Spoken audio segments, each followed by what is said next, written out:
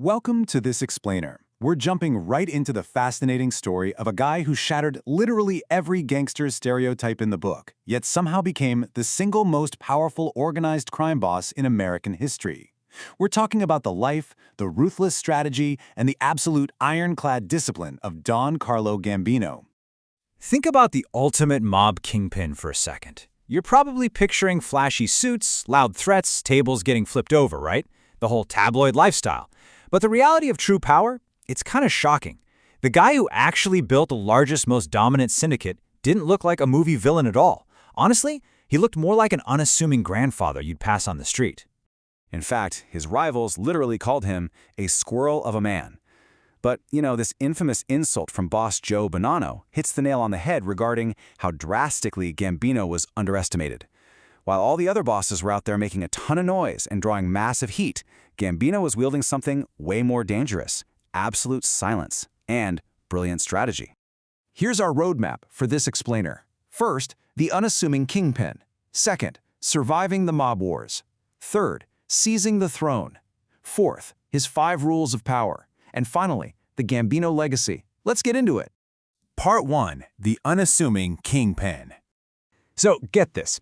Despite orchestrating an absolutely massive criminal empire, we're talking controlling everything from JFK airport logistics to totally legitimate front businesses, Carlo Gambino was arrested exactly 1 time in his entire life. Just wrap your head around that.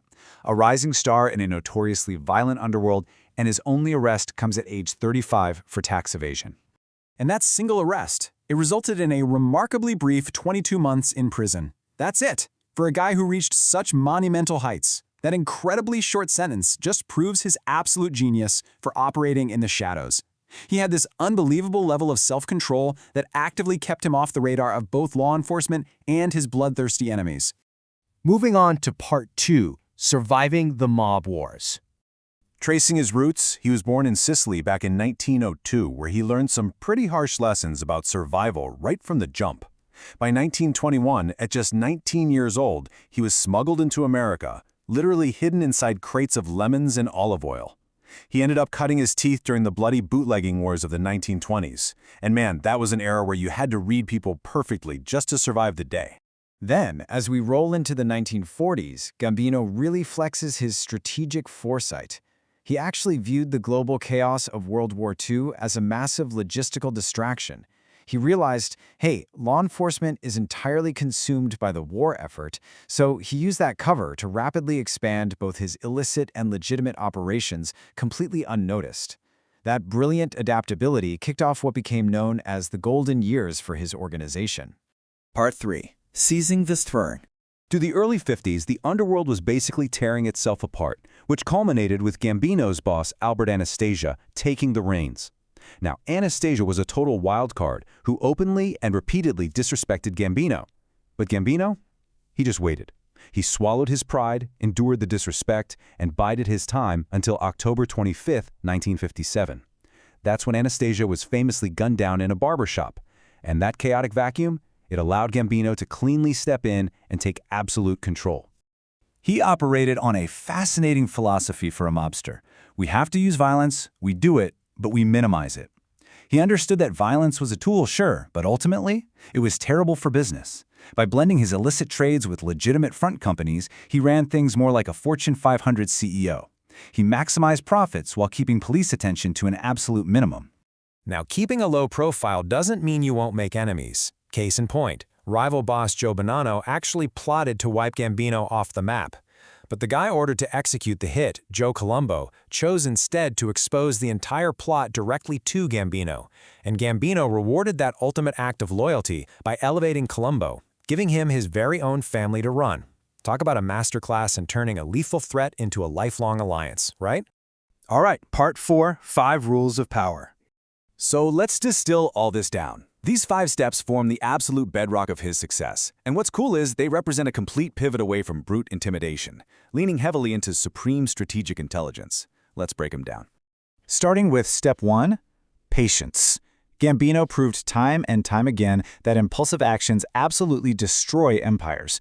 Whether he was eating disrespect from a superior or just waiting out a bloody turf war, the guy knew exactly when to hold his cards.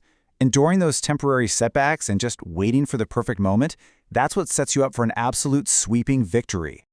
Moving to our second rule, there's a classic phrase that says it all. Empty barrels make the most noise. Basically, the loudest people in the room are rarely the most dangerous. Gambino teaches us to never, ever underestimate the quiet, unassuming ones.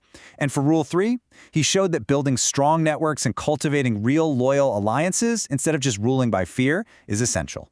He leveraged those relationships to open doors and protect his whole operation. Rounding out the playbook with steps 4 and 5, adaptability and integrity. Gambino showed that to thrive in chaos, like Prohibition or World War II, you have to be ready to pivot on a dime. But here's the real secret. While your business tactics need to be super flexible, you have to maintain an unwavering personal code of conduct. Staying true to your principles, especially when everyone else's morals are shifting, is exactly how you attract and keep fiercely loyal followers. Finally, Part 5, the Gambino legacy. Just look at the ultimate outcomes of two completely different leadership styles here.